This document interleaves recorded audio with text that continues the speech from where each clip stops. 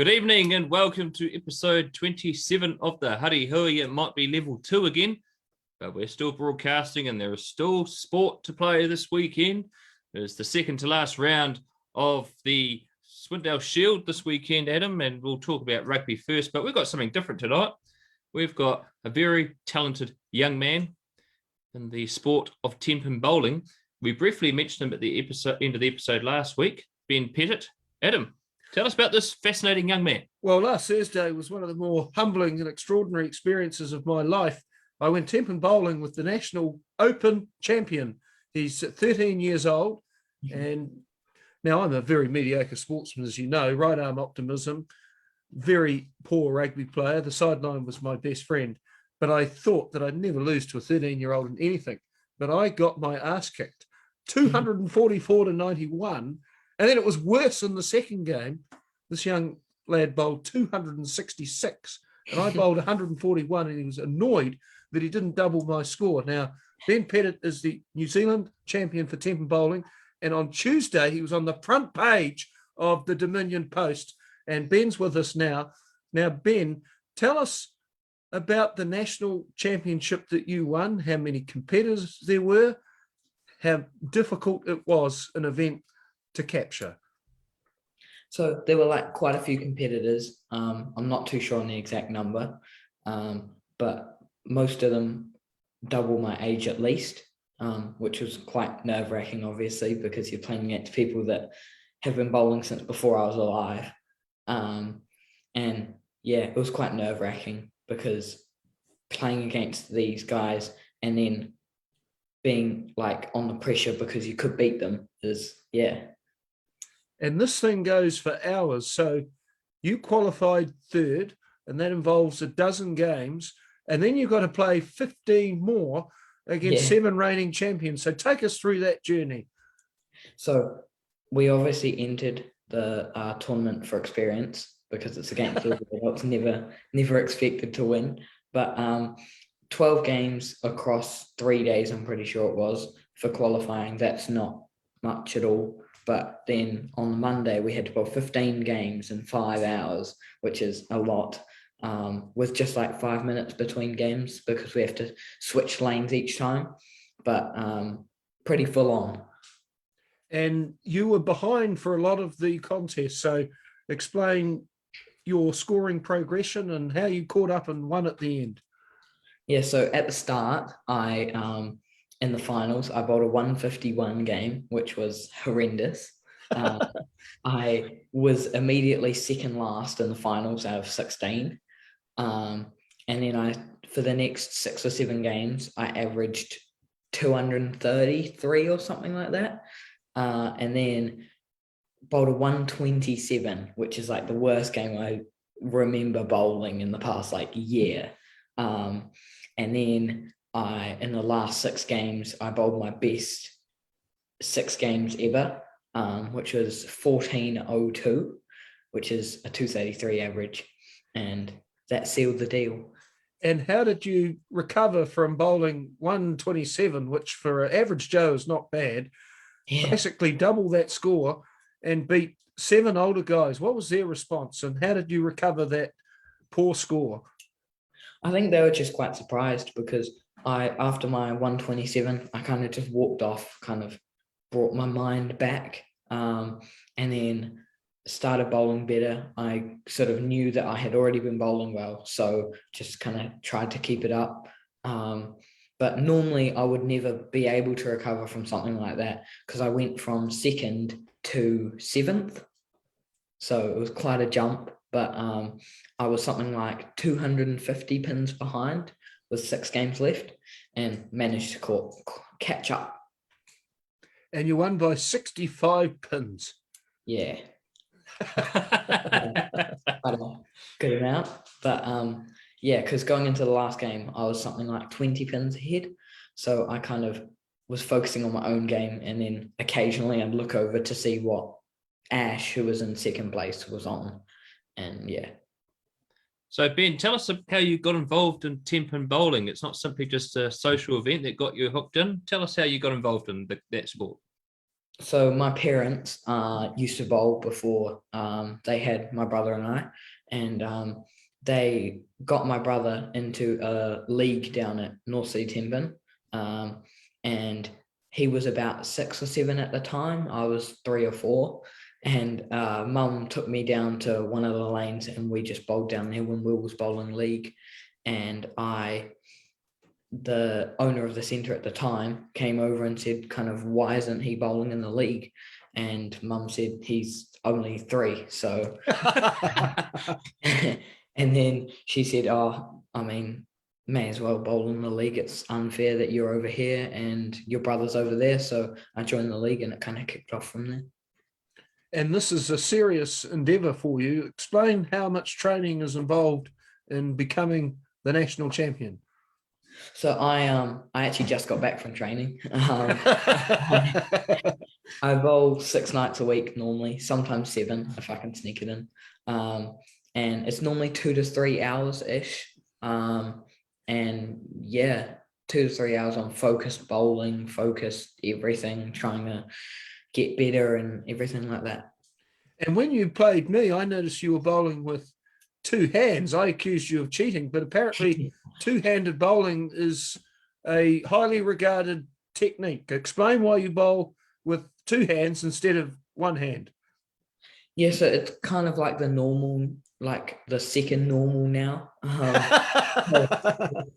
Obviously one-handed, which is what you'd normally do. And then the best bowler in the world, Jason Belmonte, he started bowling 2-handed when he was younger because he couldn't really hold the ball. He was so young. He started bowling when he was 2, I'm pretty sure, because his parents owned a bowling alley. And he started bowling with 2 hands, and he kind of kept going like that, started finding that it was really good, and then became the best bowler in the world. So I saw that that was really good. And about 2.5 years ago, I made the change and haven't really looked back. It's been really good. And what are the advantages of using 2 hands as opposed to 1 hand? So 2 hands without using your thumb on the ball, only your middle 2 fingers, gives you more revs on the ball, which is always good because you're getting more of that angle into the pin, so the ball doesn't deflect as much. And yeah, so not releasing your thumb makes it easier to kind of roll the ball off your hands. Wouldn't it be easier to use the ramp? Well, you'd think it would be, but with the like really slow speed of the ramp, the ball kind of just starts curving to the side and stuff like that. It's quite uncontrollable. I did use a ramp once, and I did break the edging. So that's pretty much the limit of our expertise. But last Thursday, Ben, you gave Adam a lesson in Tenpin bowling, and well and truly it was. I think, Adam, your score was only 90, wasn't it? It was bad. That was pretty bad. And what was your score against Adam last week? So the first game, I got 244. Oh, wow. And then the next game, a 266. Oh, wow. And no chance. How do you do that? You casually rock up to the North City Club and you deliver a performance like that. Is there a routine you go through before the game and when you bowl the ball? So I have a routine before every ball that I bowl. I pick up my ball and I grab what's called my chamois and I wipe the oil off the ball.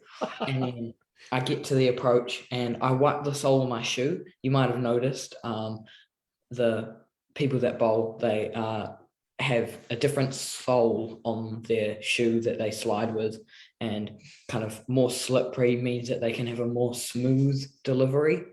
And in cricket, they call that sandpaper. That's what the Australians do. Anyhow, continue.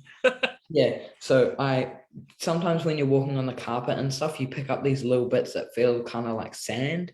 So I like wipe them off my shoe so that it's consistent every time.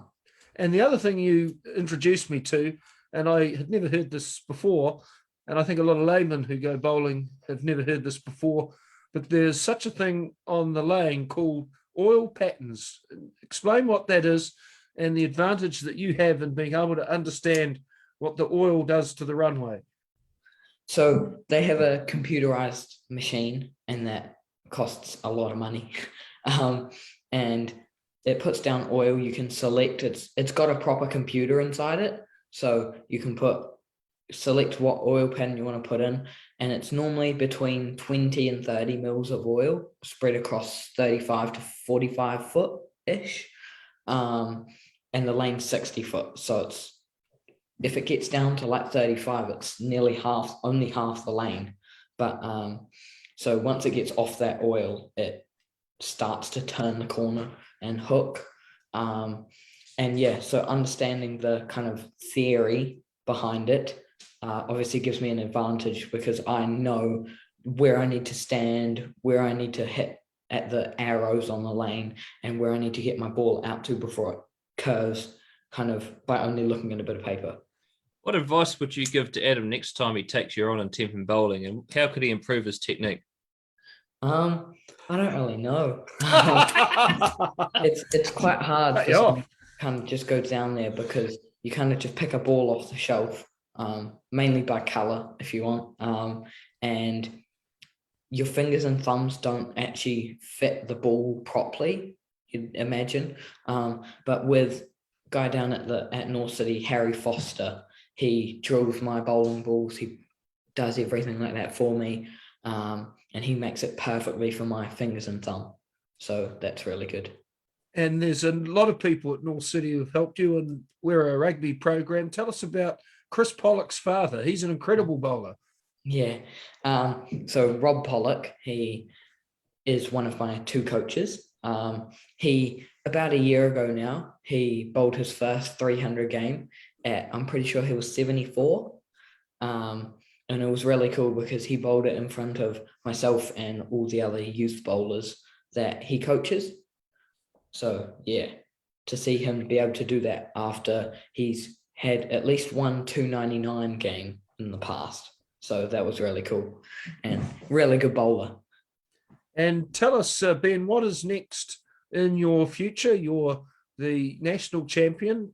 You've been on the front page of the newspaper this week. I understand you're not the first Tempin bowler to do that, so you better remind people who were reading the newspapers in the 1950s who the other person was, and what is next for you? So at the end of July, I'm actually going over to Tasmania in Australia for New Zealand for the under-21s. I've been selected for that, and that's obviously the next thing that's coming up, and I'm obviously going to be doing regular tournaments, and when I get older, I want to go to a university in America called Wichita State University, and that's where my favorite bowler, Packy Hanrahan, went to, and yeah, it's just the place that I've kind of always wanted to go to. And when I'm older, I want to get a strike. Ben Petitt, you're an absolute sensation. 13 years old, folks. Listen to the expression of enthusiasm and the intelligence in those answers about Tempin bowling. We wish you all the very best. Thank you. Thank you, Ben. Yeah. Well, Adam, something different from a rugby guest for a change, but what a fascinating young man. Absolutely extraordinary talent. 279 is Ben's best score. That is one pin off a perfect 300 game. And as he mentioned, Rob Pollock, 74 years old. He's been bowling for 5 decades, and he's only just attained that milestone. So magnificent bowler, Ben Petitt, and a real star for the future to watch out for. Well, exactly.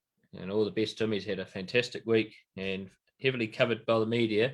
Well, this weekend, Wellington Rugby, it is the Women's Club Final out at Jerry Collins Stadium. Northern United taking on Oriental-Rongotai. Now, earlier in the season, Oriental-Rongotai were dominant, and then a few weeks ago, they lost to Norths. Quite a fascinating result, Adam. 34-24 to Norths over Oriental-Rongotai, which is an upset given that Oriental-Rongotai won the final by 64-12 last year, but Norths have one of their best back in the roster. Aimee Sartorius, she's a former Black Fern. She is a coach of repute, a fitness trainer of real regard, and she joins us on the program now. Aimee has just finished training at Jerry Collins Stadium tonight. And there she is. Aimee, thanks for being with us tonight. Brad Hudson and Adam Julian here. The final of the women's competition is on Saturday. Norse, how have the preparations been, and why do you think you'll topple Warriors? Hey there, how are you? Yeah, our prep for the final it's been pretty good. Just got home from training about 5 minutes ago. So yeah, the girls are buzzing to get on the field and get it done. Auries are definitely our biggest rival here. So yeah, we're out to get them. A massive upset a few weeks ago when you beat Auries. Tell us about that game, because everyone thought Auries were just going to dominate the whole season again. Yeah, we went out there with a bit of a different mindset. So we've been growing on them each game we played. I think the first game we played this year, we got whipped by about 60 points. Then we lost by 2, I think it was. So we really went out there to stamp our mark on the Auries team, you know, let them know, hey, we're back. And we're back and we're coming for the top spot. And who are some of the best players in the North side this year, apart from yourself? It was me, and me. No, we have some great players right across the board, and quite a lot of really good experience in the likes of Moana Ayatu and Sunita Lebabe, Aimee Masters as well, and there she's been around for a long time as well. We've had Kat, who's come into our back line this year, who's made a really, really good impact. And a few of our younger players, well, I think they're younger, but players like Xavier Tusos, you know, I say she's younger, but she's clocked up her 50th game this year. So tracking along really well. So we've got a really good squad. When did rugby for a North start for you, Aimee? You've been around the scene a long time, but take us back to the beginning and why you got involved in the first place, and what were the early highlights of your North's career? So I came to Norths in 2002. I started playing rugby while I was studying down in Dunedin, and I remember playing for the Spirit against the Pride, and I remember being at the back of the ruck, and back in those days, you know, you could get your boots and put some nice marks down somebody's back. So I remember feeling a couple of pairs of boots going on me, and I looked up and, you know, goes, oh, you like that white girl? And I thought, oh, who do you play for? Turns out they played for North, so I thought, well, that's a good idea to go there and play with them instead of against them. And so what were the reasons behind North's extraordinary success in the early to mid 2000s? Because you were really the dominant club. We did really well. We had again, just really good experienced players, and, you know, players who were there, who wanted to be there, who wanted to grow.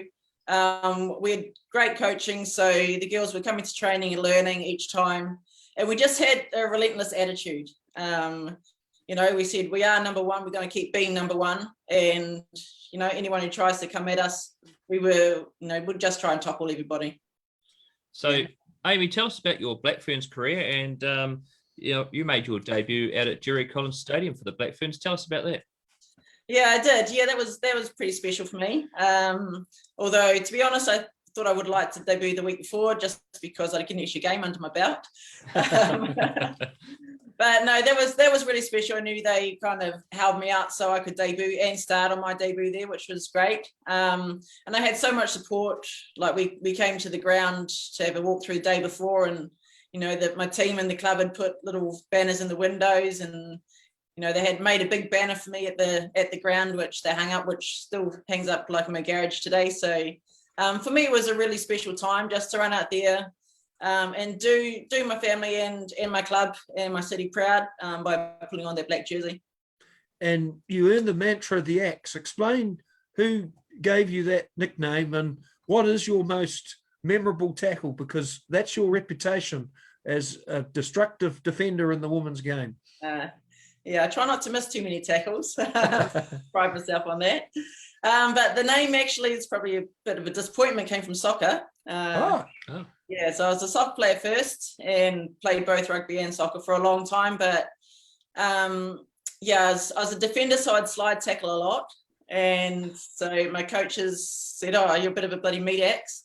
And so luckily it got shortened to axe and not to meat. I'm not sure if that would be such a nice name, but it transferred pretty nicely over to rugby. And, you know, I was kind of like, well, I need to live up to this name. So, yeah, I do try and get at least one really good hit each game. What did the Black Ferns experience teach you about rugby, because you're still involved in the sport, and that team were the world champions at the time and still make a remarkable contribution to the game in New Zealand.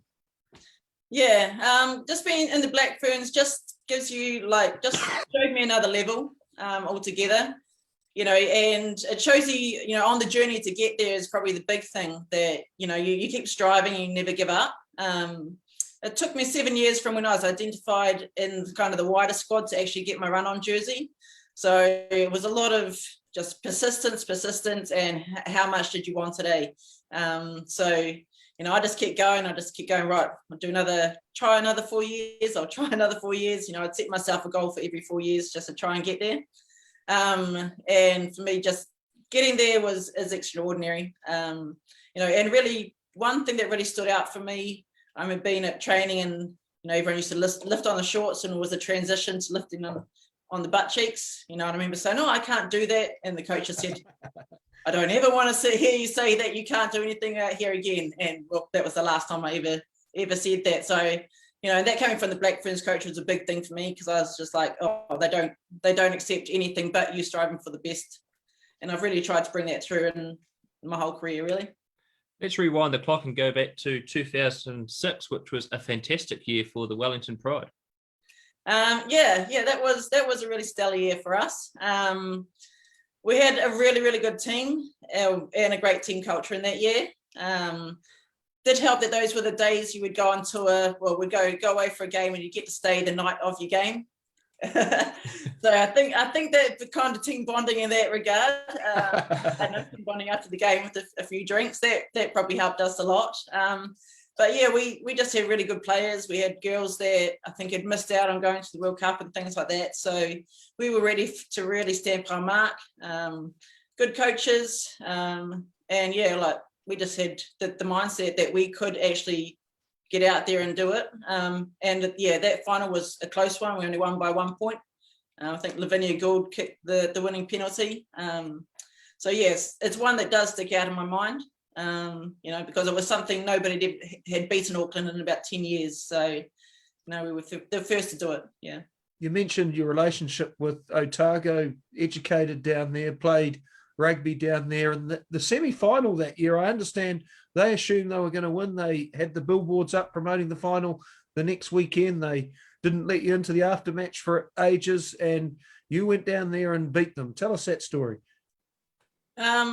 I'd like to tell you a story, but my memory on that story is not very good, probably because we had a really good Saturday night.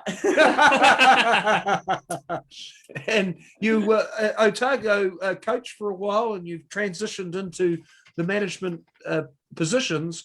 Why have you done that, and what do you bring as a former women's player? Because there's still an imbalance between male and female coaches in the game. There is.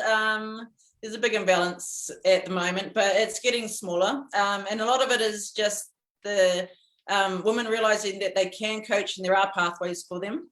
That's the biggest thing, is that, you kind of get in there, you don't think there's a pathway, you're not really confident, and then you drop out. So I guess it's going back to that mentality that, you do it. You decide you're going to do something, you do it. That's where I've come through with that. Coaching Otago was, I was the high performance manager down there, and so it was kind of a really good fit with my job. I got to be involved with the girls directly in everything that they did throughout the whole year, which was great. But coming up here and being assistant coach for the Wellington Pride now is, it's really something extra special for myself, because it's, I love Wellington, and the girls up here are really, really talented, and they've got so much potential, and I just want to help get it out of them and get us back on the top. Well, Aimee, you've come back playing this year for Norths, and of course now being the assistant coach of the Wellington Pride. How do you, and also of work, how do you balance everything during the week?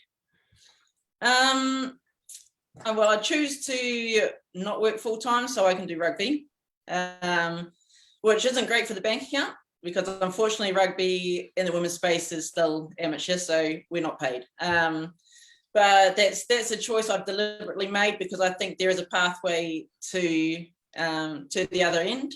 And so it's just stickability, I think, for me in here. I've got to get in there and stick with it. If Auries win on the weekend, will you pick their players for the parade? They're good ones, yep. That gives you a lot of influence. Must be an unusual thing being a coach and selector and playing against the girls that you're going to be coaching. Yeah, but I think it's good for me. I mean, people have said, "Oh, you shouldn't be playing," and what have you. I go against that. You know, I think I can definitely. It gives me a different perspective on players. Being able to play against them, and I, you know, obviously see them on the field, feel them on the field, hear them on the field. And it's a great tool to do talent ID in certain areas that you wouldn't see elsewhere. And there's enough people out there that can stand on the sidelines or watch a video. But yeah, I like, you know, getting amongst it for me is just gives me a different perspective on it. And I think it gives me a bit of respect with the girls as well, because they know I could be out there doing it with them as well. So, you know, if I can do it, well, they bloody well better do it too. And looking at the possible team that might be picked, where do you think Wellington's going to be really strong? Where perhaps areas of concern, and what is the expectation for this coming season? Well, we'd like to obviously make finals. I think the team has underperformed in the last few years, I think. And so with the new coaching group we're really dedicated to turning that around. You know, we've got, as I said, so much potential. We've got a bunch of girls that play international rugby, whether it's Black Ferns or Manusina, in our group. And it's just getting them to be able to, you know, to click in with the right game plan, which I think that will go a long way to doing this year. Like, we've got really, you know, big, strong forwards, and we've got backs with, you know, skills and pace to burn. So we've just got to be able to make sure we utilise that correctly. And once we get that to click, you know, I think we'll really be a force to be reckoned with. Well, Aimee, thank you very much for coming on the Huddy Hui tonight. All the best against Auries in the final on Saturday. We'll see you out there. Excellent. Thank you very much. Thanks. You very much. Yes. Adam, the women's final on Saturday, it's going to be on Te Puka Otaika, 11:30 a.m. at Jerry Collins Stadium. We called last year's game, and Auries won that game by a massive margin, but this year's a different occasion. Well, last year's final featured 3 cracking tries by Aisha Letiainga, and obviously she'll be a major threat for Norse, who loses 64-12 in the decider in 2020, and then they lost the opening round robin game by 66-5, and then they won the round robin match 34-24. So the turnaround has been very dramatic. Norse very strong in the forwards and experienced in terms of winning championships. 15 championships Norse have won. They have the home ground advantage too. So this is going to be a fantastic game of women's rugby on Saturday for the Tia Pasi Memorial Trophy. And of course, Tia Pasi played 22 seasons of senior rugby in Wellington, 5 clubs. She was a Black Fern, passed in 2018, tragically, of cancer. Her legacy is honoured on Saturday.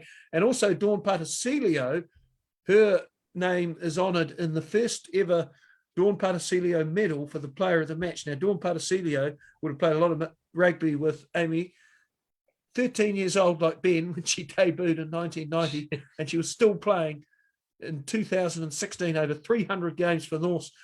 Sartorius there, 2002 first-class debut, still going. These are serious competitors. And Adam Julian has the call. I'll be joining them, and we'll probably have another guest commentator with us as well. So, well, Adam, it's many are calling it probably up there as one of the best sporting days in New Zealand history, with the Black Caps winning the inaugural World Test Championship and beating India. It took 6 days.